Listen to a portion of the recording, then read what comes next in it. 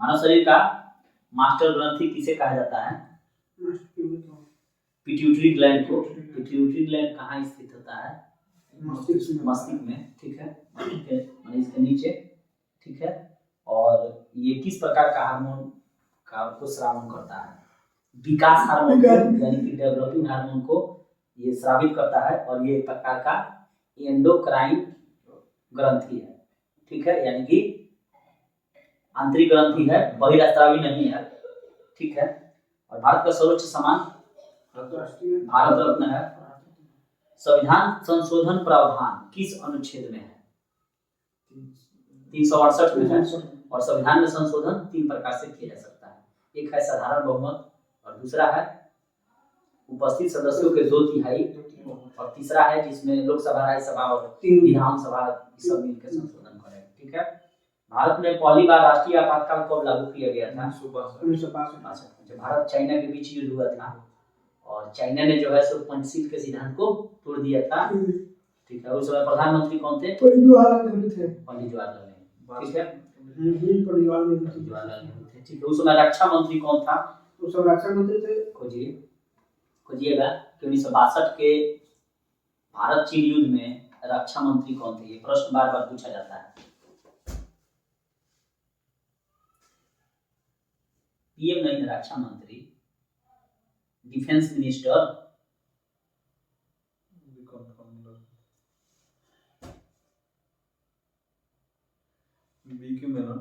BK Menon काफी बार पूछा गया प्रश्न है कि भारत में पहली बार राष्ट्रीय आपातकाल 1962 में लागू हुआ था, जो चाइना भारत पर हमला कर दिया था।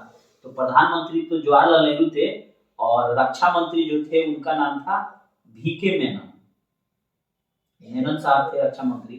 नेक्स्ट प्रश्न है कि कृषि किस क्षेत्र से संबंधित है? प्राथमिक, द्वितीय की तृतीय? प्राथमिक है। ठीक है, नेक्स्ट प्रश्न है कि राज्यसभा को क्या भंग किया जा सकता है? नहीं, राज्यसभा को भंग कभी नहीं किया जा सकता है। ठीक है, राज्यसभा एक अस्थायी निकाय है, और राज्यसभा में अधिकतम सीटों की संख्या 250 हो सकती है, 250। ठीक है, नेक्स्ट प्रश्न है कि रैखिक संवेग संरक्षण बराबर होता है किसके?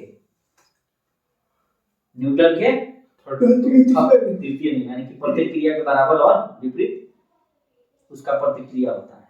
ठीक है, और जो यहाँ से रॉकेट जो छोड़ा जाता है वो भी रैखिक संवेग संरक्षण के सिद्धांत पर ही काम करता है। ठीक है, सुगौली की संधि कब हुई थी? 1816 में सुगौली की संधि हुई थी। ठीक है, उस समय अंग्रेज का यहाँ पर राज था, और भारत एवं नेपाल के बीच जो है सो 1816 में सुगौली की संधि हुई थी। ठीक है, और सुगौली के संधि में जो है नेपाल के अमर सिंह थापा को आत्मसमर्पण करना पड़ा था अंग्रेजों के बीच, और यह युद्ध जो है आंग्ल नेपाल युद्ध, यानी कि अंग्रेजी और नेपाल के बीच 1814 से लेकर 16 के बीच में 2 साल युद्ध लड़ा गया, और मार्च 1816 में अंग्रेजों एवं गोरखा के बीच, यानी कि जो वहां के नेपाल के थे, सुगौली की संधि होती है। ठीक है, और इसमें नेपाल युद्ध का अंत हो गया। ठीक है, नेक्स्ट प्रश्न है कि पेट्रोलियम की गुणवत्ता का मात्रक क्या है?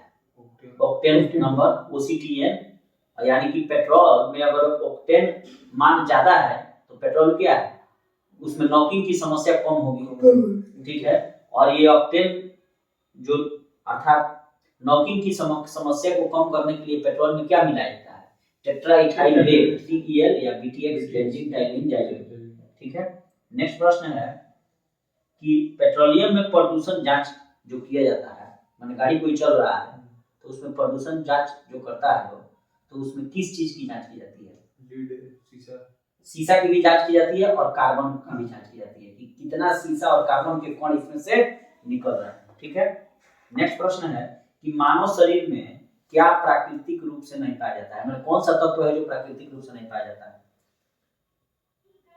शीशा जो है वो मानव शरीर में प्राकृतिक रूप से नहीं पाया जाता है। ठीक है, अच्छा, बीरबल की उपाधि से किसे सम्मानित किया गया था? अकबर के शासनकाल में बीरबल थे, उनका वास्तविक नाम क्या था? महेश दास। ठीक है, और वही तानसेन का वास्तविक नाम रामतनु पांडे था। ठीक है, नेक्स्ट प्रश्न है कि पीतल किसका मिश्रण है? तांबा और जस्ता का। कांसा, तांबा और टिन का मिश्रण है। पीतल तांबा और जस्ता का, ठीक है, पिताज। नेक्स्ट प्रश्न है कि घेंगा रोग किसकी कमी से हो जाती है? आयोडीन की कमी से, ठीक है, यानी कि थायराइड ग्लैंड के कुछ संक्रिया के कारण यह हो जाती है और थायरॉक्सिन हार्मोन निकालना कम कर देता है क्या? अच्छा, सबसे ज्यादा बाघ किस स्टेट में पाए जाते हैं? मध्य प्रदेश में, इसलिए उसको टाइगर स्टेट भी कहा जाता है। और मध्य प्रदेश के कुल्लू नेशनल पार्क में ही अभी नामीबिया से चीते लाकर छोड़े गए हैं। तो ये भी प्रश्न इंपॉर्टेंट है करंट की दृष्टि से। नेक्स्ट प्रश्न है कि बांग्लादेश के संसद का क्या नाम है? जातीय संसद। और वही नेपाल का पंचायत समिति, राष्ट्रीय पंचायत। और भारत के संसद का क्या नाम? संसद है, ठीक है, पार्लियामेंट। अच्छा, बाजार मूल्य नियंत्रण नीति को सल्तनत काल के किस सुल्तान ने कठोरता से लागू किया था? अलाउद्दीन खिलजी। यह वही अलाउद्दीन खिलजी है जो सीरी का किला इसे बनाया था, ठीक है। और अलाउद्दीन खिलजी जो है भू राजस्व का 1/2% अर्थात 50% लेता था, यानी कि 100 क्विंटल अगर धान हो रहा है तो 50 किलो ले लगेगा। तो बाजार मूल्य नियंत्रण प्रणाली के लिए इसने साना मंडी का भी डेवलप किया था, बाजार को पूरा स्ट्रक्चर डेवलप किया था, ठीक है। नेक्स्ट प्रश्न है कि राज्यसभा के लिए चुनी गई भारत की पहली अभिनेत्री कौन थी? नरगिस दत्त थी, ठीक है। लास्ट सफर और मोनालिसा किसकी कृति है? लियोनार्डो दा विंची की, ठीक है। नेक्स्ट प्रश्न है कि सबसे बड़ा भारत में बंदरगाह कहाँ है? मुंबई में है, ठीक है। मुंबई नवाहा सोवा ये जवाहरलाल नेहरू बंदरगाह कोई वो है। अडानी भी कोई वो नया अपना प्राइवेट पोर्ट डेवलप कर रहे हैं। अच्छा, लक्षद्वीप की राजधानी का क्या नाम है? करवाती है, ठीक है। और बिशप और ग्रैंड मास्टर शब्द किस खेल से संबंधित है? शतरंज से, ठीक है। विश्वनाथन आनंद का आप लोगों ने नाम सुना ही होगा। नेक्स्ट प्रश्न है कि भारत का महान्यायवादी, ठीक है, लोकसभा की कार्रवाई में भाग ले सकता है तो क्या मत दे सकता है? मत नहीं देगा। और इसका संबंध किस अनुच्छेद से है? अनुच्छेद 76 से है, ठीक है। भारत का राष्ट्रीय वाक्य क्या है? वाक्य नेशनल सेंटेंस सत्य में जाते हैं। और इसको कहां से लिया गया है? तो मुंडको, ठीक है, बिल्कुल सही है। नेक्स्ट प्रश्न है कि भारत के राष्ट्रीय ध्वज को कब अपनाया गया था? 22 जुलाई 1947 को भारत के राष्ट्रीय ध्वज को अपनाया गया था, ठीक है। नेक्स्ट प्रश्न, और ये राष्ट्रीय ध्वज की डिजाइन पिंगाली वेंकैया ने बनाया था। और सबसे पहले ध्वज को कौन फहराया था? मैडम भिखाजी कामा जर्मनी में जब विश्व कांग्रेस का अधिवेशन हो रहा था तो उन्होंने झंडे को फहराया और इसी कारण उनको क्रांतिकारियों की मां कहा, ठीक है। और क्रांतिकारियों का पिता श्यामजी कृष्ण वर्मा कहा जाता है, ठीक है। नेक्स्ट प्रश्न है कि इंडियन मिलिट्री एकेडमी कहाँ स्थित है? देहरादून में। देहरादून कहाँ है? उत्तराखंड में है। और देहरादून में ही इंडियन फॉरेस्ट रिसर्च इंस्टीट्यूट भी है, यानी कि भारतीय वन अनुसंधान है, ठीक है। नेक्स्ट प्रश्न है कि करेंसी नोट प्रेस कहाँ स्थित है? नासिक, महाराष्ट्र में, बिल्कुल ठीक है, ठीक है। नासिक किस नदी के किनारे स्थित है? गोदावरी नदी, ठीक है। नेक्स्ट प्रश्न है कि एशिया की सबसे लंबी नदी कौन सी है? एशिया की यांगत्से कियांग। और भारत की सबसे लंबी नदी गंगा। और विश्व की सबसे लंबी नदी नील नदी। और वही ये प्रश्न पूछे कि अपवाह तंत्र की दृष्टि से विश्व की सबसे लंबी नदी कौन है? तो अमेज़न है, अमेज़न। नेक्स्ट प्रश्न है कि दाभोल विद्युत परियोजना किस राज्य में स्थित है? महाराष्ट्र में, ठीक है। धोवन सोडा का रासायनिक सूत्र बताइए। Na2CO3 TnH2 और इसी को कहा जाता है वाशिंग सोडा, ठीक है। नेक्स्ट प्रश्न है बेकिंग सोडा जिसे सोडियम बाइकार्बोनेट कहा जाता है अर्थात खाने वाला सोडा, इसका रासायनिक सूत्र क्या है? NaHCO3। इसमें H है, H का मतलब हो गया होम, यानी कि घर में इसका पकाने का काम होगा। तो फिर से क्लियर कर दूं कि धोवन सोडा जिसे वाशिंग सोडा कहा जाता है इसका रासायनिक सूत्र है Na2CO3 10H2O। और वहीं बेकिंग सोडा जिसे खाने वाला सोडा कहते हैं अर्थात सोडियम बाइकार्बोनेट, तो इसका सूत्र हो जाएगा NaHCO3, ठीक है। नेक्स्ट प्रश्न है कि विरंजक चूड़ का रासायनिक सूत्र क्या है? CaOCl2 या CaOClCl, ठीक है। जिप्सम का बताइए लोग। जिप्सम का CaSO4 2H2O। हां, हाफ H2O अगर लगेगा जैसे जिप्सम का सूत्र हो गया CaSO4 2H2O, और वही प्लास्टर ऑफ पेरिस का है तो CaSO4 1/2H2O। ठीक है, भारी जल का सूत्र बताइए D2O। भारी जल की खोज किसने की थी? यूरियम पासबर्ग ने। ठीक है, और भारी जल का उपयोग कहाँ किया जाता है? न्यूट्रॉनों के मंदन के रूप में, वो क्या बोलते हैं उसको, एटॉमिक रिएक्टर में उसका प्रयोग होता है भारी जल का। ठीक है, और बिजली पैदा की जाती है। नेक्स्ट प्रश्न है कि लाफिंग गैस का क्या सूत्र है? हंसाने वाली गैस N2O। ठीक है, कास्टिक सोडा जिसे सोडियम हाइड्रोक्साइड कहा जाता है, उसका सूत्र क्या है? NaOH। ठीक है, साधारण नमक का NaCl, बिल्कुल सही है। अम्ल राज्य जिसे एक्वा रेजिया कहा जाता है, ये किसका मिश्रण है? तो 1 भाग HNO3 और 3 भाग HCl, यानी कि हाइड्रोक्लोरिक एसिड, और 3 भाग इसमें हो गया हाइड्रोक्लोरिक एसिड और 1 भाग हो गया नाइट्रिक एसिड यानी कि HNO3। इसे अम्ल राज्य एक्वा रेजिया कहा जाता है, जो सोने को भी यानी कि स्वर्ण यानी कि गोल्ड को भी बुला सकता है। ठीक है, नेक्स्ट प्रश्न है कि विटामिन ए का रासायनिक नाम क्या है? रेटिनॉल। ठीक है, विटामिन B1 का थायमिन, विटामिन B2 का राइबोफ्लोविन, विटामिन B3 का नियासिन, विटामिन B6 का पेंटोथेनिक एसिड, विटामिन B7 जिसे विटामिन H भी कहा जाता है बायोटिन है, और विटामिन B12 को साइनोकोबाल्मिन कहा जाता है। ठीक है, और विटामिन सी का रासायनिक नाम क्या है? Ascorbic acid. ठीक है, विटामिन डी का रासायनिक नाम कैल्सीफेरॉल, विटामिन ई का टेकोफेरॉल, और विटामिन के का फिलोफेरॉल। और विटामिन के की कमी से क्या होता है? रक्त का थक्का नहीं बनता है, और रक्त का थक्का बनने के लिए अनिवार्य जो प्रोटीन है उसका क्या नाम है? फाइब्रिनोजेन।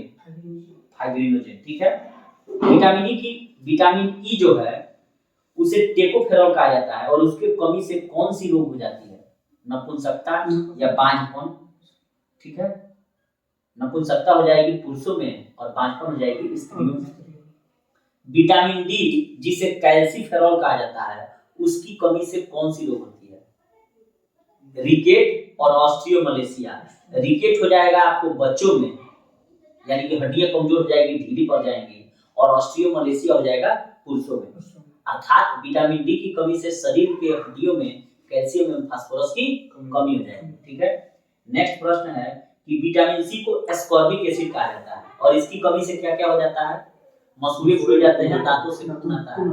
ठीक है, और विटामिन सी का अच्छा स्रोत क्या है? जितने भी खट्टे पदार्थ हैं, आंवला में सबसे ज्यादा मिलता है, नींबू वगैरह भी। ठीक है, नेक्स्ट है कि विटामिन B12 को साइनोकोबाल्मिन कहा जाता है। ठीक है, और इसकी कमी से कौन कौन रोग हो सकते हैं? खून की कमी और रक्तता कह सकते हैं, जिसे रक्तक्षीणता और पांडु रोग भी कह सकते हैं। ठीक है, जब एक राजा का नाम था प्रदोत। ठीक है, प्रदोत जो राजा था, अजात शत्रु का एक माने क्या नहीं बोलते हैं, राजकीय वैद्य था, उसका नाम था जीवक। और उस जीवक ने क्या किया? उसने अजात शत्रु ने क्या किया कि अपने जीवक को एक राजा के पास भेजा था।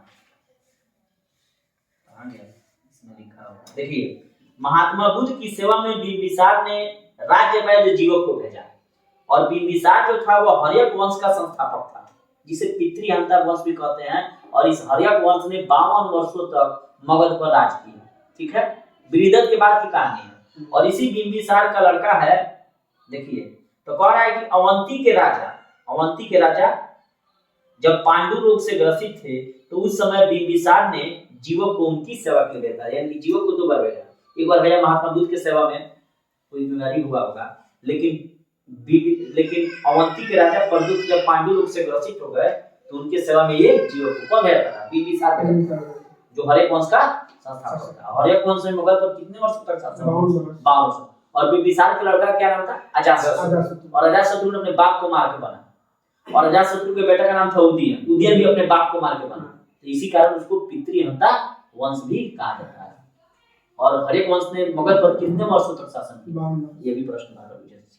ठीक है, अगर ये प्रश्न पूछ दे कि वो माने कौन सा ऐसा शासक था जिसने प्रथम बार जो है, ठीक है, पूरा एक राजनीतिक स्ट्रक्चर को जो है डेवलप किया था, यानी कि प्रशासनिक व्यवस्था पर बल दिया था, तो यही बिंबिसार था। वो बिंबिसार ही पहला ऐसा राजा था, देखिए यहाँ पर लिखा होगा,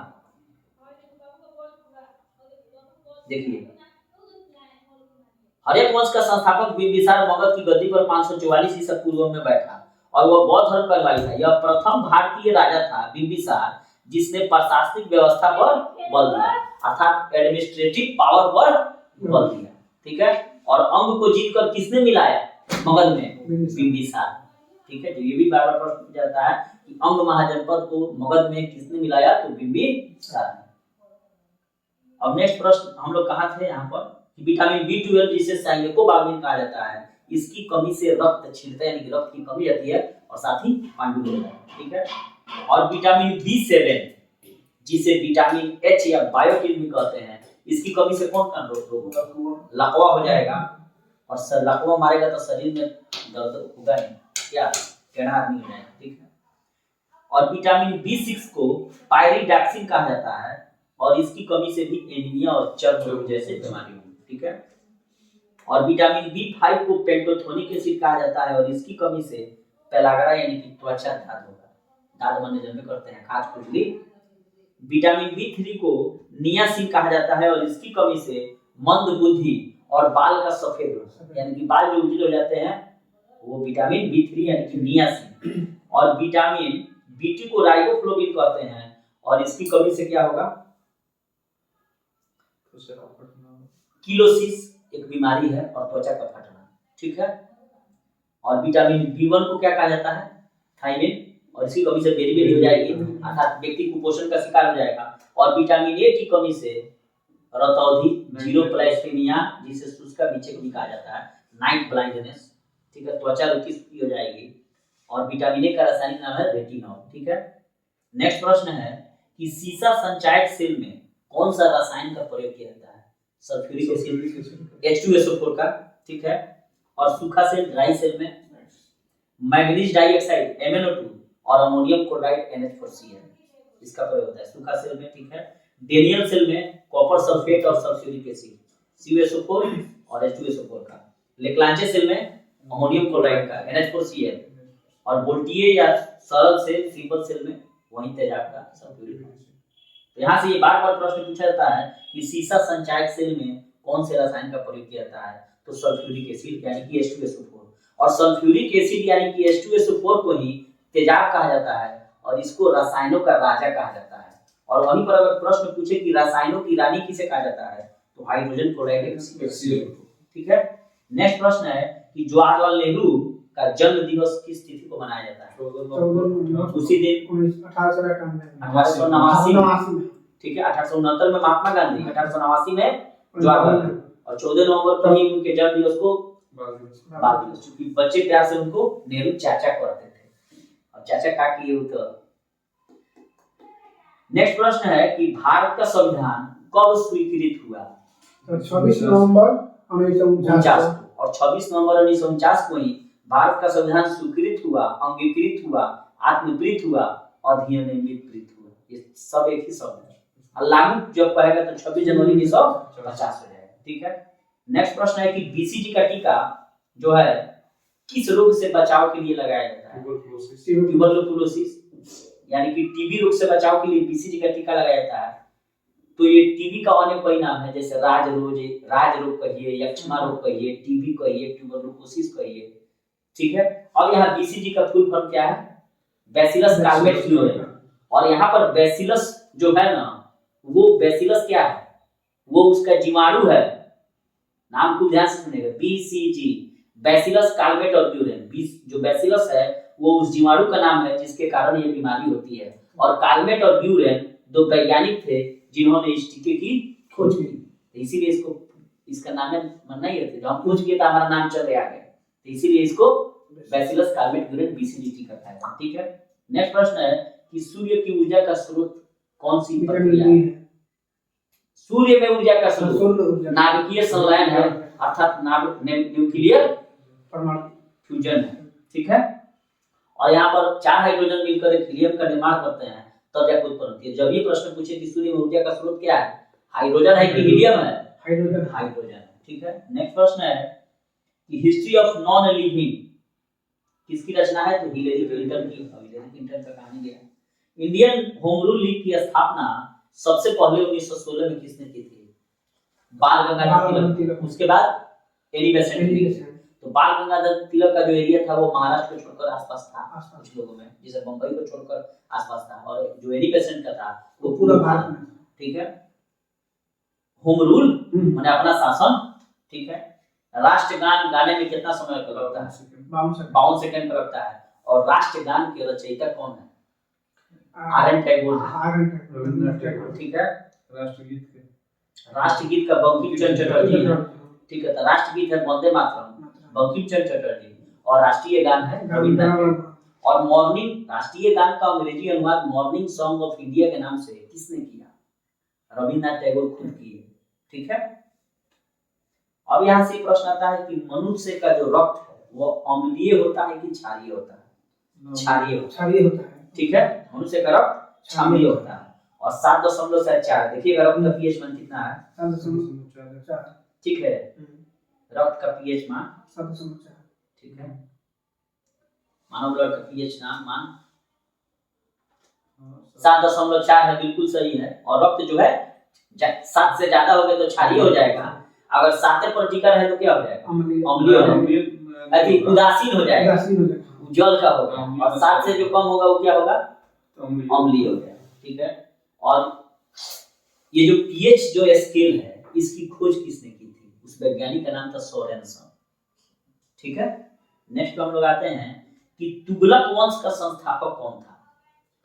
गयासुद्दीन तुगलक आया था, जीबीटी, और इसी का भाई न था मोहम्मद बिन तुगलक, जो आईएएस था। उसको प्रोग्राम बनाया कि दिल्ली से राजधानी हम देवगिरी ले जाएंगे, हरियर और बुक्का को पकड़ के भी ले गया था। ठीक है, इसीलिए उसको पागल एवं रक्त पिपासु कहा जाता है कि बदायूं लिखा है कि रक्त पीने वाला आदमी है।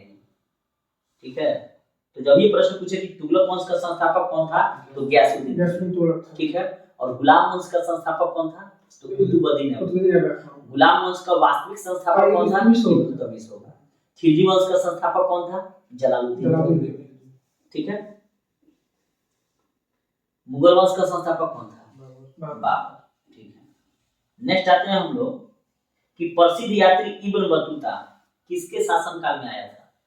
तो यही तुगलक वंश के शासनकाल में, मोहम्मद बिन तुगलक के शासनकाल में। दिल्ली आता है तो इसको दिल्ली का काजी बना जाता है। और इब्न बतूता जो था वो किस देश का यात्री था? चीन का। मोरक्को यानी कि अफ्रीकी देश का यात्री था वो। इसको चीन भेजा था। ये इतना ना गया, इधर से गया होके अरुणाचल प्रदेश साइड से, इतना बर्फ में फिर ना जहाज डूब गया, जहाज से गया, जहाज डूब गया। लेकिन ये सोचा कि फिर अगर जाएंगे तो ये पागल बादशाह है, सुल्तान है मोहम्मद बिन तुगलक, फिर हमको कहीं ना कहीं इतना ना जानकार था ना कि इसको बड़ा टोकता था, ये कोई काम ही करता था मोहम्मद बिन तुगलक। तो कहा कि जाओ तो इधर पूरा बर्फीला इलाके गए, कैसे वो पीते पड़ते वो पहुंचा कहाँ? अपना देश अफ्रीकी देश मोरक्को। और यही कौन सा किताब लिखा है? रेहला, जो उसका यात्रा वृत्तांत है। तो बार बार ये प्रश्न पूछा जाता है कि रेहला किसका यात्रा वृत्तांत है? तो इब्न बतूता। और किसके शासनकाल में आया था? एमबीटी। अच्छा, दलहनी पौधे में किस गैस माने जो है माने कौन सा गैस स्थिरीकरण करने में सहायक होता है? नाइट्रोजन। नाइट्रोजन स्थिरीकरण करता है तो क्या बनेगा वहां पर? प्रोटीन बनेगा। तो दलहनी पौधे का में जो फसल निकलता है दाल, उसको खाने से क्या फायदा है? प्रोटीन। ठीक है, नेक्स्ट प्रश्न है कि डोगरी भाषा किस राज्य में बोली जाती है? जम्मू कश्मीर में। जम्मू कश्मीर का कहानी खत्म है, क्या यूनियन टेरिटरी बन गया है लद्दाख और इधर जम्मू और कश्मीर। नेक्स्ट प्रश्न है कि एफएओ यानी कि फूड ऑर्गेनाइजेशन जो संगठन है, विश्व खाद्य संगठन, इसका मुख्यालय कहाँ है? रोम में। रोम कहाँ है? तो इटली में है।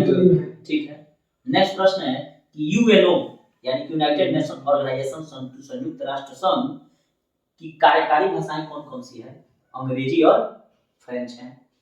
ठीक है, जालियांवाला बाग हत्याकांड कब हुआ था? डेट के साथ बताइए। 13 अप्रैल 1919। ठीक है, जालियांवाला बाग हत्याकांड के समय भारत का गवर्नर जनरल कौन था? लॉर्ड कैनिंग था। 13 अप्रैल 1919 को चेम्सफोर्ड।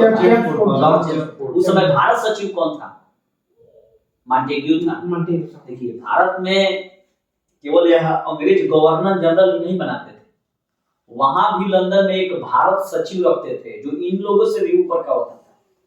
तो जब ये जो कार्यकाल है 1919 का, उस समय मॉन्टेग्यू नामक सचिव था, भारत सचिव, जो ब्रिटेन से सब चीज देखता था, और यहाँ जो था वो चेम्सफोर्ड था। तो 13 अप्रैल 1919 के जालियांवाला बाग हत्याकांड जब हुआ तो उस समय पंजाब का गवर्नर कौन था? Michael O'Dwyer. और गोली चलाने वाला कौन डायर था? REH डायर, यानी कि रेगिनॉल्ड रेक्स डायर ने गोली चलाया। आदेश किसने दिया? Michael O'Dwyer. और गोली कौन खाया? माइकल ओ डायर खाया। कौन जाके मारा? उधम सिंह। तो इसी पर कैसे सरिया है जी? दम, हाँ, जब आदिल शाह जफर द्वितीय को जब ये पकड़ा, माने दिल्ली में जब हार गया था 57 क्रांति में, तो अंग्रेज सब पकड़ा तो कहा आदिल शाह जफर कुछ भी जानता था, बड़ा शेर शायरी मारते हैं, तो अंग्रेज कहा कि दम दमे में दम नहीं, अब खैर मांगो जान की, ऐ जफर ठंडी हुई, अब तेज हुई हिंदुस्तान नहीं, दम दमे में दम नहीं, जान मांगो खैर मांगो जान की, ऐ जफर ठंडी हुई, शमशीर हिंदुस्तान। तो बहादुर शाह जफर कहते हैं कि जब तलक बाजुओं में ताकत रहेगी तो तेग लंदन तक चलेगी तलवार हिंदुस्तान की। तो क्या समझते हैं कि अगर भारत के क्रांतिकारियों के अगर हाथों में अगर बाजू में अगर दम रहेगा तो तलवार तक लंदन तक चलेगी। और इसी चीज को उधम सिंह 1940 में जाके वहां संसद में गोली मार दी। 1857 क्रांति के नारा में पकड़ा गए तो उसमें गोली मारा। ठीक है, चलिए अब आते हैं पॉइंट पे कि पृष्ठ तनाव की बीमा क्या है? Mt-2। अच्छा, पीतल किसका मिश्रण है? दस्तक, तांबा और दस्तक का। ठीक है, पीताज। अच्छा, प्रथम ओलंपिक खेल कब हुए थे? तो 776 BC में यूनान में हुए थे। आधुनिक ओलंपिक हो ही रहा था। ठीक है, नेक्स्ट प्रश्न है कि तराइन का प्रथम युद्ध किनके बीच हुआ था? गोली और पृथ्वीराज चौहान के बीच। इसमें किसकी जीत हुई थी? पृथ्वीराज चौहान जीते थे। 1191 में हुआ था। हाँ, लेकिन जब द्वितीय 92 में हुआ तो गोरी विजय हुआ, पृथ्वीराज चौहान हार गए। और इसी में पृथ्वीराज चौहान के जो है विजयों का वर्णन कौन किया था? चंद्र बरदाई किया था, और उसने एक बुक लिखी थी जिसका नाम था पृथ्वीराज। ठीक है, नेक्स्ट प्रश्न ये है कि वाटर पोलो में खिलाड़ियों की संख्या कितनी होती है? वाटर पोलो में खिलाड़ियों की संख्या होती है 7। पोलो में खिलाड़ियों की संख्या कितनी होती है? 4। बेसबॉल 9, वॉलीबॉल 6 और बास्केटबॉल 5। HCF यानी कि हॉकी, क्रिकेट और फुटबॉल 11। तो ये बार बार ये प्रश्न पूछे जाते हैं। देखिए, बेसबॉल 9, पोलो 4, वाटर पोलो 7, खो खो 9, यानी कि बेसबॉल 9, खो खो 9। ठीक है, कबड्डी 7 हो गया, वाटर पोलो 7 हो गया, पोलो 4 हो गया। ठीक है, रग्बी फुटबॉल में 15। ठीक है, जो कनाडा का राष्ट्रीय खेल है। Hockey, football, cricket HCF 11, netball 7। यहां से देखिए, नेटबॉल, कबड्डी और वाटर पोलो 7 हो गया, खो खो और बेसबॉल 9 हो गया, रग्बी 15 हो गया, रग्बी फुटबॉल, पोलो 4 हो गया, बास्केटबॉल 5, वॉलीबॉल 6 और जिम्नास्टिक में 8। और हिमा दास जिम्नास्टिक में करती है जी ना जी। उसके अलावा है कि टेनिस और टेबल टेनिस में 1-2। यहाँ से ये चीज क्लियर हो गया। अब हम लोग आते हैं कि पेनिसिलिन का आविष्कार कौन किए थे? पेनिसिलिन जो प्रतिजैविक है, एंटीबायोटिक, अलेक्जेंडर फ्लेमिंग। ठीक है, चंद्रमा की सतह पर पहुंचने वाला प्रथम मानव निर्मित वस्तु, जो माने सैटेलाइट किसने भेजा था? अमेरिका, सोवियत संघ ने। ठीक है, चंद्रमा की सतह पर पहुंचने वाला प्रथम मानव निर्मित वस्तु लूना 2 सोवियत संघ ने बनाकर भेजा था। ठीक है, अच्छा, नेक्स्ट प्रश्न है कि डिफेंस सर्विसेज स्टाफ कॉलेज यानी कि DSSC कहाँ है? वेलिंगटन कहाँ है? तमिलनाडु में है। भारत का ना पूछ रहा है। Defence service staff college Wellington. ठीक है, नेक्स्ट प्रश्न है, क्या दिक्कत बुझा रहा है? खोल लीजिए वेलिंगटन, देखिए ना, defence service staff college, defence service staff college. एक वेलिंगटन तो वहां है, ये है। यहाँ भारत का ना पूछ रहा है, इस आईए में दे रहा है। देखिए वेलिंगटन कहाँ है? तमिलनाडु में तमिलनाडु में है। सही है। तमिलनाडु में है ना। तमिलनाडु तो डिफेंस सर्विस स्टाफ कॉलेज कहाँ है? तमिलनाडु, यानी कि तमिलनाडु के वेलिंगटन में। ठीक है, देखिए और यहाँ से प्रश्न आ गया कि इस्लाम धर्म की स्थापना कौन से सदी में हुई थी? तो 7वीं सदी में। ठीक है, देखिए सबसे पहले धर्म का स्थापना होता है सनातन धर्म, जिसे हिंदू धर्म, उसके बाद ईसाई होते हैं, उसके बाद ये सब बौद्ध धर्म, जैन धर्म, ये सब भी होते हैं। उसके अलावा इधर सिख धर्म की स्थापना 1500 ईस्वी में होती है। कैसा? अभी तो बहुत सारे धर्म चल गया है। नेक्स्ट प्रश्न है कि न्यूयॉर्क किस नदी के किनारे बसी है? हडसन नदी के किनारे न्यूयॉर्क बसा है। ठीक है, नेक्स्ट प्रश्न यह है कि पृथ्वी का औसत घनत्व कितना है? 5.5 ग्राम प्रति सेंटीमीटर प्रति सीसी है। ठीक है, अच्छा भारत का पहला उपग्रह आर्यभट्ट कब छोड़ा गया था? रूस के वैज्ञानिक से छोड़ा गया था 19 अप्रैल 1975। ठीक है, तो बहुत ही इंपॉर्टेंट प्रश्न है, फॉरवर्ड चलता है। अच्छा भारत में स्टॉक एक्सचेंज जो होता है, बाजार, नहीं दलाल स्टूडियो बोला जाता है, जहाँ सट्टा लोग खेलता है, स्टॉक एक्सचेंज, उसका नियमन कौन करता है? कानून कौन बनाता है? सेबी। ठीक है, नेक्स्ट प्रश्न है कि भारत का अंतिम भारतीय गवर्नर जनरल कौन थे? भारत का अंतिम भारतीय गवर्नर जनरल सिराज गोपालाचारी। ठीक है, अगर ये पूछता कि भारत का अंतिम गवर्नर जनरल कौन था, तो लॉर्ड माउंटबेटन है। ठीक है, लॉर्ड माउंटबेटन जो था ना, जो राजा थे, कौन? ब्रिटेन के जो महाराजा महारानी बने, उन्हीं के खानदान का पोता था। जब देखा कि भारत को आजाद करना है, तो अपने घर के आदमी को भेज दिया कि जाना, तुम्हारा जिंदगी भर लोग नाम याद रखेगा। तो कोई बाहरी आदमी नहीं था। पहले मान लीजिए लॉर्ड कैनिंग, इरविन, तिरविन, कर्जन वर्जन सब दूसरा कोई ना था जिसको कंपनी नियुक्त करता था, लेकिन ये जो है ना माउंटबेटन, वो राजा के खानदान का लड़का था। चलिए, जैव मात्रा ऊर्जा का और जैव ईंधन नवीकरणीय, छोड़िए इसको।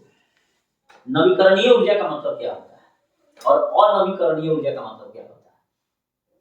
नवीकरणीय ऊर्जा का मतलब होता है जो पुनः उत्पन्न हो, जैसे विंड एनर्जी, पवन ऊर्जा, जल एनर्जी है, कैसा सोलर एनर्जी। और अंतरराष्ट्रीय सौर गठबंधन का मुख्यालय कहाँ है? गुड़गांव हरियाणा में, जो भारत और फ्रांस के सहयोग से बना है। एक ही उत्तर विश्व में है कि जो हम लोग के यहाँ सेंटर है उसका। ठीक है, इस प्रकार की नवीकरणीय और अनवीकरणीय ऊर्जा कौन सी है? कोयला, पेट्रोल, इस सब की बस उसको खत्म होगा। उसके अलावा आपको भूतापीय ऊर्जा, जियोथर्मल एनर्जी, ये भी नवीकरणीय ऊर्जा के उदाहरण है। अच्छा नेक्स्ट प्रश्न है कि कोयला जो 4 प्रकार का होता है, जैसे करते हैं पीट कोयला, बिटुमिनस, एंथ्रासाइट, सब कोयला होता है। तो उसमें सबसे उच्च किस्म का कोयला किसको माना जाता है? देखिए पीट, लिग्नाइट, बिटुमिनस और एंथ्रासाइट। तो इसमें सबसे उच्चतम कैटेगरी का माना जाता है एंथ्रासाइट। और एंथ्रासाइट से कम कैटेगरी का कौन कोयला रहेगा? बिटुमिनस, और उससे लिग्नाइट, और उससे कम पीट का। तो भारत में एंथ्रासाइट किस्म के कोयले की काफी कमी है। तो सबसे ज्यादा मात्रा उसको जम्मू कश्मीर इधर कुछ नहीं आता, बाकी सब वही फटे गए का कोयला है। इसलिए भारत को अधिकतर कोयला का आयात करना पड़ता है। ठीक है, नेक्स्ट प्रश्न है कि भारत का सबसे बड़ा राष्ट्रीय पुस्तकालय कहाँ है? कोलकाता में। ठीक है, क्योंकि हम लोग का जो पुस्तकालय था उसको तो जला दिया सब, इधर बख्तियार खिलजी ने नालंदा को नष्ट कर दिया, और अंग्रेज आए तो जल्दी से जल्दी सब बढ़िया बढ़िया जो किताब था वो सबको अपना कुछ लोग, कुछ मुगलिया सल्तनत अपना उर्दू फारसी में अनुवाद करके खराब कर दिया सब। कैसा अनुवाद हो गया था बिल्कुल। आप ये भी देखिएगा, किताब से पढ़ के नोट्स बना लीजिएगा तो किताब से कोई मतलब नहीं रहेगा। उसी तरह यहाँ का जो रचना था उसको अपने फांसी में करा लिया, तो इससे क्या मतलब है? सड़े चाहे गले, छपे चाहे नहीं छपे, कैसा। उसके बाद अंग्रेज आया तो इसको क्या किया?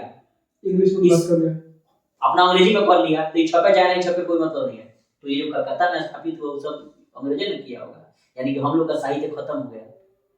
क्या किसी को कमजोर करना है तो उसकी किताबों को जला दो, उसका कहानी खत्म हो जाएगा, उसको पढ़ने ही नहीं दो, वो बर्बाद हो जाएगा।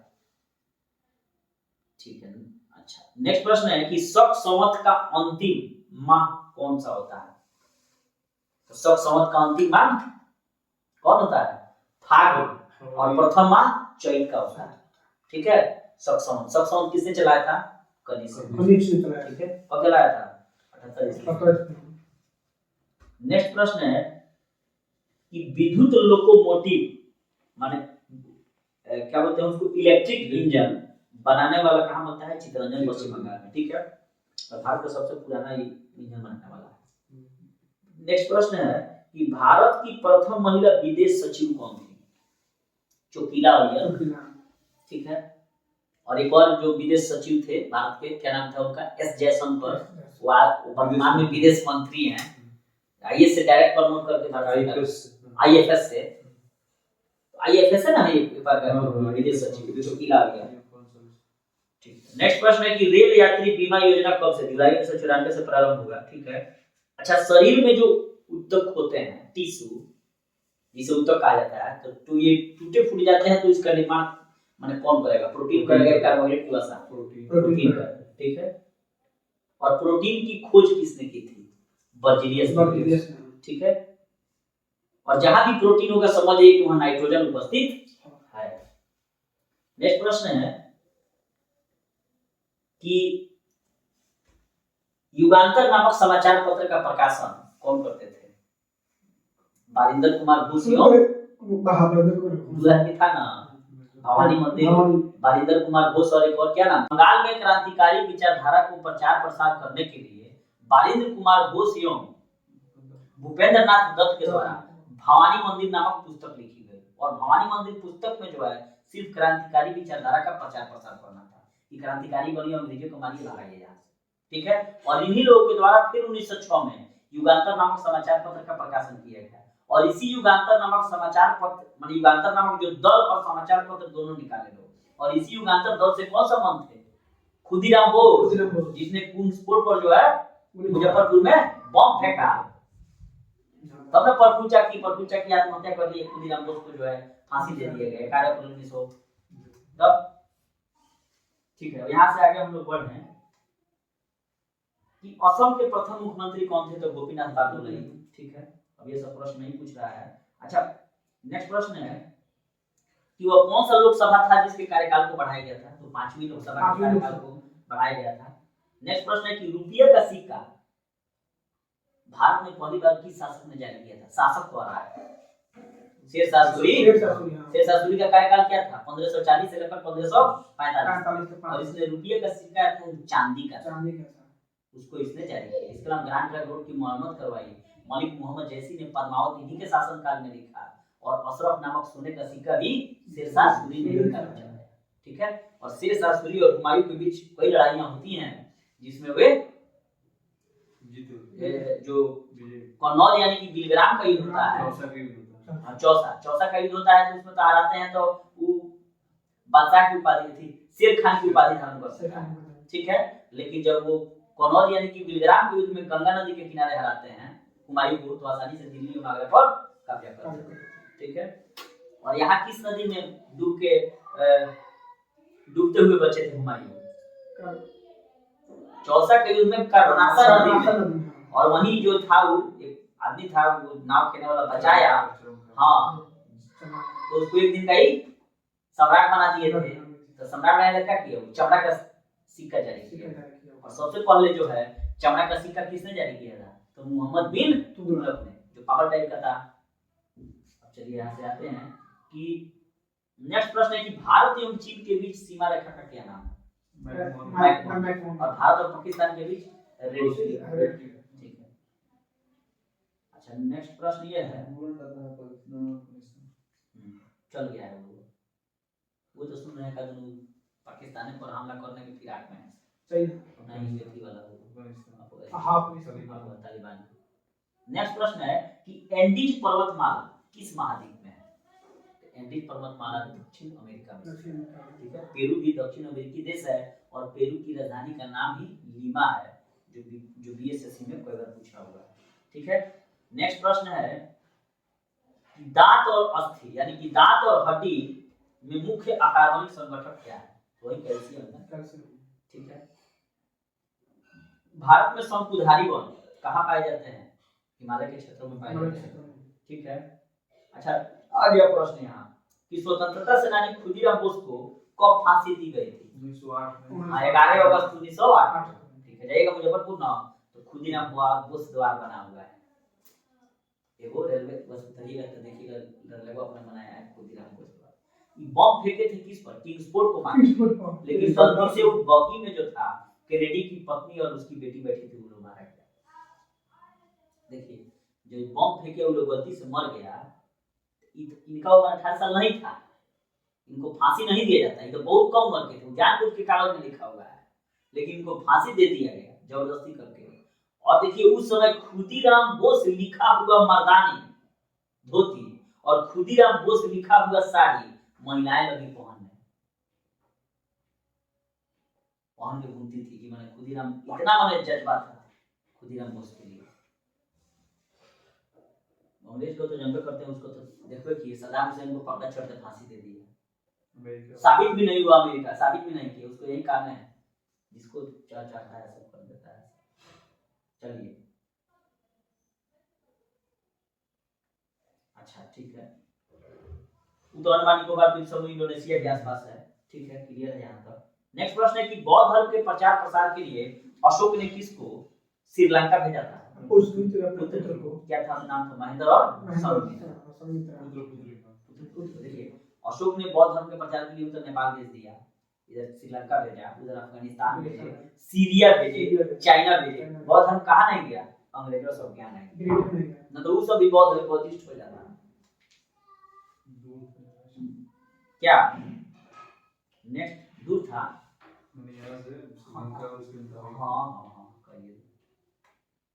नेक्स्ट प्रश्न है कि ऑपरेशन फ्लड किससे संबंधित है?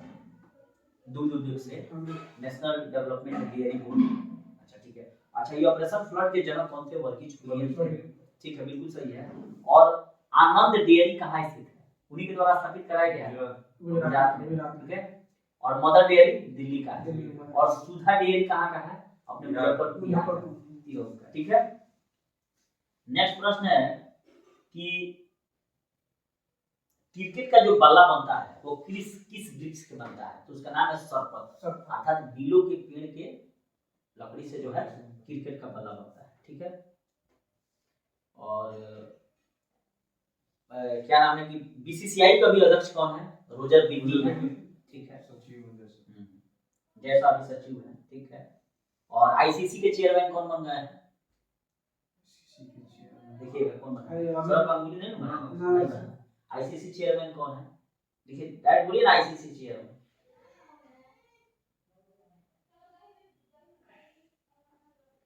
Greg Bartlett. कौन देश के हैं ग्रेग बार्टलेट? अच्छा छोड़िए, तो आईसीसी के चेयरमैन ग्रेग बार्टले हैं। ग्रेग बार्टले, हाँ बार्कले हैं, न्यूजीलैंड के हैं। तो आईसीसी यानी कि इंटरनेशनल क्रिकेट काउंसिल के अभी अध्यक्ष ग्रेग बार्कले हैं, न्यूजीलैंड के। और भारत में बीसीसीआई की स्थापना कब हुई थी? 1928 में हुई थी। उसके अभी अध्यक्ष रोजर बिन्नी है और उसके सचिव जय शाह हैं, जो अमित शाह के लड़का है। क्या बात है।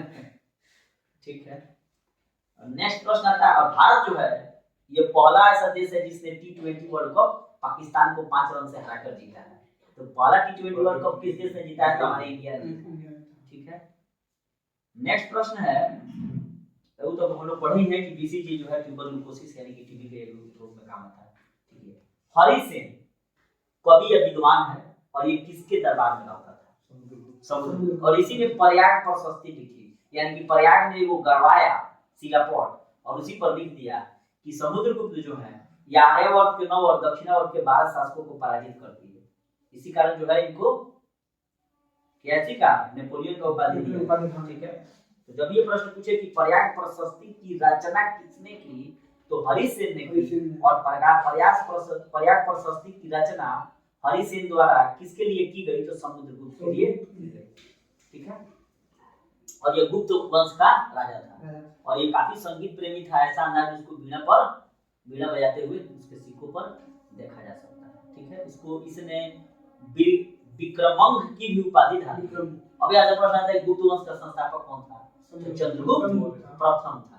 मौर्य तो मौर्य साम्राज्य था, गुप्त वंश का संस्थापक चंद्रगुप्त प्रथम। ठीक है, और गुप्त काल को किस चीज में स्वर्ण काल कहा जाता है? साहित्यिक उपलब्धियों के कारण उत्कल को स्वर्ण काल कहा जाता है। और चंद्रगुप्त द्वितीय अर्थात विक्रमादित्य भी इसी के समय का था, गुप्त वंश में।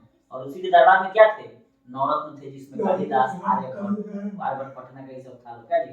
और विज्ञान शाकुंतलम सब कालिदास की रचना है। अब लोग हमें आते हैं कि कौटिल्य यानी कि चाणक्य, ये किसके दरबार में थे? चंद्रगुप्त मौर्य के प्रधानमंत्री थे। और उन्होंने कौन सी पुस्तक लिखी है? अर्थशास्त्र। और उसका अर्थशास्त्र का संबंध किससे है?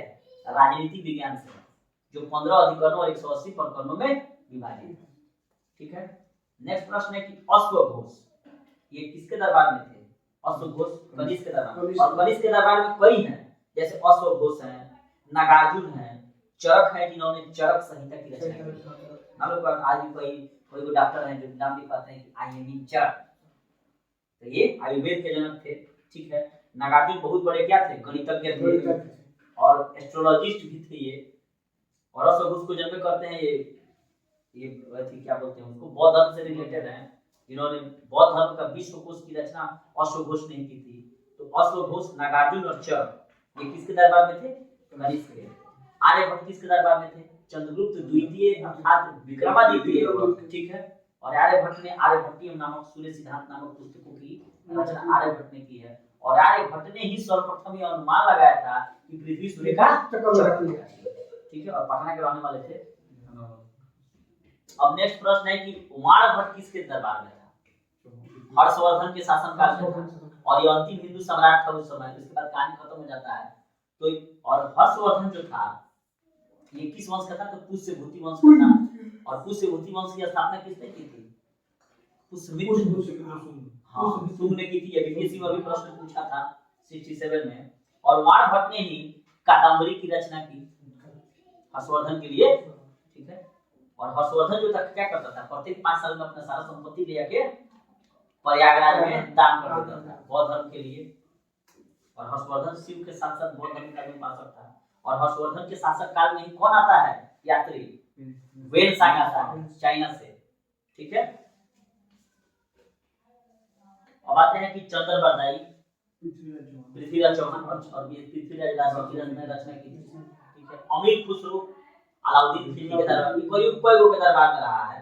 अमीर खुसरो ये नहीं कि अलाउद्दीन खिलजी के दरबार में, लेकिन कईयों के दरबार में रहा है। लेकिन अलाउद्दीन खिलजी, चलिए एक लेखा से ठीक है, इसके बारे में देखा नहीं रहा है पर मौत मूविया में। तब खुसरो कैसा इतिहास लिखोगे? नेक्स्ट है कि शेख निजामुद्दीन अलाउद्दीन खिलजी। ठीक है। अबुल फजल टोडरमल बीरबल सब किसके दरबार में थे? मुल्ला दो प्याजा फैजी अकबर के दरबार में थे। ठीक है। कालिदास, चंद्रगुप्त विक्रमादित्य आ गया। ठीक है।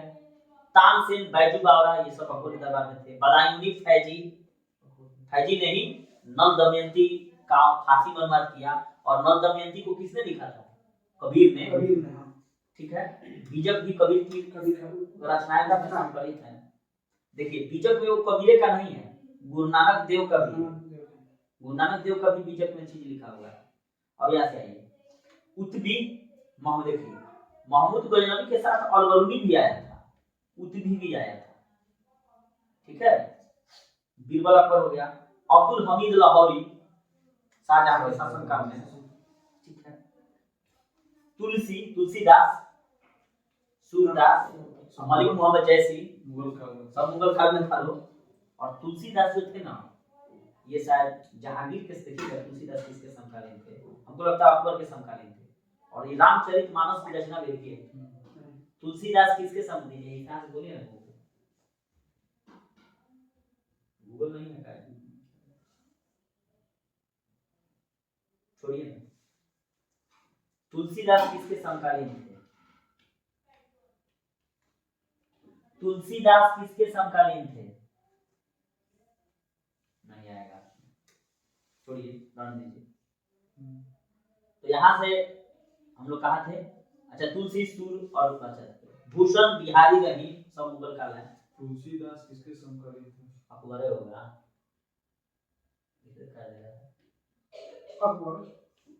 अकबर जहांगीर, ठीक है। अकबर का बेटा जहांगीर था, तो तुलसीदास जो थे जिन्होंने रामचरितमानस की रचना की, तो ये अकबर और जहांगीर के लगभग कार्यकाल के थे। क्लियर है? काफी गलती हो गया। हाँ ठीक है, अकबर अच्छा है। हाँ ठीक है, लेकिन जनरली अकबर सही होगा। माने दो को तो ऑप्शन देगा नहीं, एक ही कौन देगा, तो अकबर देगा। अकबर जहांगीर शाहजहां और ये चार में से कोई देगा। नेक्स्ट आते हैं हम लोग कि हिडकल परियोजना किस नदी पर है, तो घाट प्रभा नदी पर है। ठीक है। सद्भावना दिवस कब मनाया जाता है, तो 20 अगस्त को मनाया जाता है, और ये राजीव गांधी का क्या था, जन्म दिवस था। ठीक है। काफी बार बहुत बढ़िया प्रश्न है, बार बार। हाँ। नेक्स्ट प्रश्न है कि खाना पचाने में कौन सा अम्ल काम आता है, वही हाइड्रोक्लोरिक अम्ल नहीं बोले हैं जो जाके अम्लीय से क्षारीय बना देगा, हाइड्रोक्लोरिक एसिड है HCl। दक्षिण भारत का अंतिम राजवंश कौन था, तो काकतीय। ठीक है। सुदर्शन झील की मरम्मत किसने करवाई, तो रुद्रदामन। इसका कहानी बहुत पुराना है। सुदर्शन झील की मरम्मत रुद्रदामन प्रथम ने कहा। ठीक है। सुदर्शन झील है कहाँ, गुजरात में, गिर की जो पहाड़ी है उसी पर है, और सबसे पहले ये चंद्रगुप्त मौर्य के शासनकाल में बनाया क्या गया, तो पहले से कोई झील था उसको मरम्मत कराया गया होगा, लोग सिंचाई के साधनों के लिए कराया होगा। ठीक है। और तब जाके धीरे धीरे कोई वो शासक उसका मरम्मत कराता है। बहुत सारे नाम आते हैं। तो जनरली सुदर्शन झील जो कहाँ स्थित है, गुजरात के गिर में है। वही गिर, वहाँ जो राष्ट्रीय उद्यान है। हाँ ठीक है। गिरनार पर्वत भी में है। ठीक है। पृथ्वी और सूर्य के बीच की अधिकतम दूरी कितनी होती है, कब होती है, तो 4 जुलाई को, और 3 जनवरी को दूरी क्या हो जाती है, नजदीक हो जाती है। ठीक है। तो याद रखना है कि 4 जुलाई, अगर जुलाई ज्यादा माह में है तो क्या हो जाएगा, दूरी ज्यादा हो जाएगी, और 3 जनवरी लगे है तो दूरी हो जाएगा। ठीक है। आपात उपबंध संविधान के किस भाग में, संविधान के भाग 18 में है, और अनुच्छेद 352 का मतलब क्या है, राष्ट्रीय आपात। अनुच्छेद 356 का मतलब क्या है, राज्य आपात, जिसे ही राष्ट्रपति शासन का।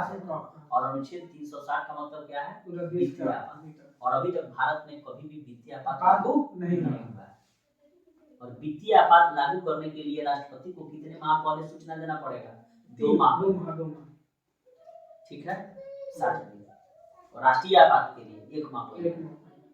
नेक्स्ट प्रश्न ये है कि ऋग्वैदिक युग की प्राचीन संस्था का क्या नाम था, विदत। ठीक है। इंटरनेट का प्रयोग सबसे पहले कहाँ हुआ, अमेरिका में, और अमेरिका का जो डिफेंस डिपार्टमेंट है उसी ने सबसे पहले इंटरनेट का प्रयोग किया था। ठीक है। और नेक्स्ट प्रश्न है कि नाना साहेब बाजीराव के दत्तक के पुत्र थे। ठीक है, कोई दिक्कत नहीं है। आर्कटिक वृत्त कितने डिग्री उत्तरी अक्षांश को कहा जाता है, तो 66.5 डिग्री उत्तरी अक्षांश को आर्कटिक वृत्त कहा जाता है। ठीक है। एवरेस्ट पर चढ़ने वाली प्रथम महिला कौन थी, जुको देवी, जापान की थी। ठीक है। एवरेस्ट पर्वत कहाँ है, तो नेपाल में है, जिसे सागर माथा भी कहा जाता है। 8850 मीटर के आसपास उसकी ऊंचाई है। 48 रहता है को 50 में। सागर मतलब उसके नेपाल में नाम है। हां, ये भी कोई पूछने का तरीका है। 2 मीटर बढ़िएगा घटिएगा तो क्या होगा, क्या चला जा रहा है। अच्छा, दक्षिण पश्चिम रेलवे का मुख्यालय कहाँ है, हुबली बेंगलुरु में के साइड में है हुबली। ठीक है, कर्नाटक में हुबली है। उड़ते वायुयान की ऊंचाई किससे मापा जाता है, तो अल्टीमीटर से। बार एक प्रश्न पूछा है कि कोई हवाई जहाज उड़ रहा है उसकी ऊंचाई कैसे मापेंगे, तो अल्टीमीटर से। ठीक है। नेक्स्ट प्रश्न है कि लाल मिट्टी में किसकी मात्रा अधिक होती है, लोहा और सिलिकॉन, लोहा और सिलिका लाल मिट्टी में। ठीक है। नेक्स्ट प्रश्न है कि भारत का प्रथम बैंक कौन था, भारत का पंजाब नेशनल। ठीक है। ऑस्कर पुरस्कार कब से दिया जाता है, 1929। भारत रत्न 54 से। नेक्स्ट प्रश्न है कि ब्रिटिश गवर्नर जनरल कौन था जिसने भारत में डाक, रेल, फुटबॉल राजकोर की नीति कौन लाया, व्यक्तगण यानी कि डॉक्ट्रिन ऑफ लेफ्ट का सिद्धांत कौन लाया, डलहौजी लाया। ठीक है। पंजाब का विलय भारत में कौन कर दिया, ठीक है। अवध को कुशासन के आरोप में कौन मिला, डलहौजी को भी सारा काम किया, कुछ कचरे किया। ठीक है। नेक्स्ट आते हैं कि महात्मा गांधी के लिए राष्ट्रपिता सर्वप्रथम उनको संबोधित रूप में किसने किया, सुभाष चंद्र बोस ने कहा। काहे कहे, जब थे वहां से, जब लेकर चल रहे थे आजादी की फौज को, तो कहे कि राष्ट्रपिता कहकर रेडियो पर संबोधित किए कि अभी से मान जाए लेके आओ तनी जीतेला, लेकिन ये लोग नहीं माने। इन लोग का सोच ही था कि ऐसा ना हो कि एक तो अंग्रेज हमको छोड़ने के लिए कह रहा है द्वितीय विश्व युद्ध के बाद कि भारत को आजाद कर देंगे, और कहीं इधर से अंग्रेज जाए और जापान खुद एशिया में अपनी साम्राज्यवादी नीति को दिमाग में रखा है, ऐसा ना हो कि इधर से जाए और इधर हम जापान का गुलाम हो जाए। समझे? अब क्या मामला है, हम लोग कोई तो हिस्टोरियन है नहीं, किसको सही कहा जाए किसको गलत कहा जाए, लेकिन कांग्रेसियों का यही मानना था। ये तो अगर अंग्रेज छोड़ के जाइए रहा है, वहीं गलती से हम लोग अंग्रेज का साथ नहीं लेके जापानी का दे दिए, तो इसकी क्या गारंटी है कि अगर अंग्रेज यहाँ हार गया, यहाँ पर जब आप फौज लेकर आ रहे हैं यहाँ पे जीतिए जाइएगा, कहीं फौज को अपनी तरफ मिला के फिर कहीं 200-400 साल के लिए जापान का अगर हम गुलाम हुए, तो क्या भविष्य में किसने सोचा था कि जापान जो है इतना कंट्रोल में हो जाएगा, कि अमेरिका परमाणु बम नहीं गिरा था तो कंट्रोल में नहीं रहता। आखिर क्या समस्या आ गया कि अमेरिका को वहां पर जापान पर परमाणु बम गिराना पड़ा और देश पर परमाणु बम नहीं गिरा? सबसे अंतिम में समर्पण किया है जापानीज को, कम मत बुझिएगा। आज बड़े साधु का ड्रेस पहन लिया है सब, और वहीं के शिंजो अबे जो राष्ट्रपति थे उनको चुनाव प्रचार के दौरान गोली मार दिया गया। ये भी प्रश्न बीपीएससी में पूछा हुआ था कि कहाँ के जो है प्राइम मिनिस्टर को जो है गोली मार दिया गया है, तो शिंजो अबे को। ठीक है, नेक्स्ट पे आते हैं कि असहयोग आंदोलन को वापस ले लेना। असहयोग आंदोलन के अगस्त 1920 को शुरू हुआ था, इसको वापस क्यों लिया गया, जिसको कहा जाता है नंद को काकोरी कहां से चल गए, चौरी चौरा 4 फरवरी 1922। एनसीईआरटी में लिखा है 4 फरवरी 1922, जो डेट सही है। घटना हुआ 4 फरवरी को, लेकिन गोरखपुर में से उसी पुलिस व चौकिया में से बड़ा बच के राते राते पहुंच गया, तो 5 फरवरी को पहुंचा लखनऊ, तब जाके लखनऊ 5 फरवरी कागज में, लेकिन घटना है 4 फरवरी। तो जो एनसीईआरटी लिखा है 4 फरवरी वो भी सही है। ठीक है, उसी कारण जो है हो जाता है। और जब गुजरात में बैठक होता है तो महात्मा गांधी कहते हैं कि अब हम काम वापस ले लेंगे। उसी पर बहुत सारा लोग पर तंज भी कसा कि जिस समय हिमालय से लेकर कन्याकुमारी तक सारे हिंदुस्तान का लोग खड़ा था देश को आजाद कराने के लिए, तब गांधी जी का एक धारा सही क्यों हो गए, माने क्यों आंदोलन को वापस ले लिए? आंदोलन हुआ तो छिटपुट घटनाएं हिंसक तो होंगी, क्या छिटपुट घटनाएं 1942 में नहीं हुई थी भारत छोड़ो आंदोलन में? तब का नहीं वापस लिए? वापस लेते तो गांधी जी से बहुत लोगों का विरोध हो जाता ना। 42 में घटना नहीं हुआ, बहुत घटना, रेल तक बनारस में तोड़ दिया लोग काट दिया। चलिए आते हैं पॉइंट पर अपना कि जालियांवाला बाग भीड़ पर गोली चलाने का आदेश किसने दिया था? General Dyer, REX Dyer. गोली चलाने का ना खड़ा है तो वही ना किया, रेजिनाल्ड रेगस डायर। अब पंजाब का गवर्नर था वो तो दूसरे आदेश दिया, ये पूछा होगा उससे, तो खड़ा होकर गोली चलाने का आदेश कौन दिया? वो थोड़ा कहा कि जाके गोली मार दो, वो तो कहा था जाके देखो क्या कर रहा है सब। जो मेन गवर्नर था वो डायर ना, वो कहा कि जाके देखो क्या कर रहा है सब। ई आरईएच डायर पहुंच गए थे, कहा कि जानते करते हैं इधर थोड़ा लेके पहुंचा होगा, उन्हें से कुछ होगा, सब कह दिए गए बात आगे बढ़ाओ, तो फरियाद दिया होगा तो मारो। अच्छा, भारत को गणतंत्र बना 26 जनवरी से 50, बिल्कुल सही है। अकबर जब नाबालिग था तो उसका संरक्षक कौन था? बैरम खान। 1556 से लेकर 1560, और इसको प्यार से अकबर खानी बाबा कहता था। और बाबर जब जा रहा था कहाँ, मक्का, तो पाटन में गुजरात में उसका, हाँ तो पाटन गुजरात में मुबारक खान ने उसका 6 इंच छोटा कर दिया। और इसी बैरम खान का लड़का क्या नाम था? अब्दुल रहीम खान। ठीक है, जिसने बाबरनामा का फांसी मार दिया। और अकबर के काल को हिंदी का स्वर्ण काल क्यों कहा जाता है? अब्दुल रहीम खान खाना के कारण, क्योंकि इसकी नजदीकी किससे ज्यादा थी? अकबर की जो पत्नी जोधाबाई थी उससे ज्यादा भूला मिला था। नेक्स्ट प्रश्न है कि सबसे पुराना हिंदुस्तानी गायक कौन है? तो ध्रुपद है। ठीक है, भारत के प्रथम उपराष्ट्रपति कौन थे? भारत के प्रथम उपराष्ट्रपति राधा सुब्रह कृष्ण। हाँ, और पहली बार यही 10 सालों तक रहे थे।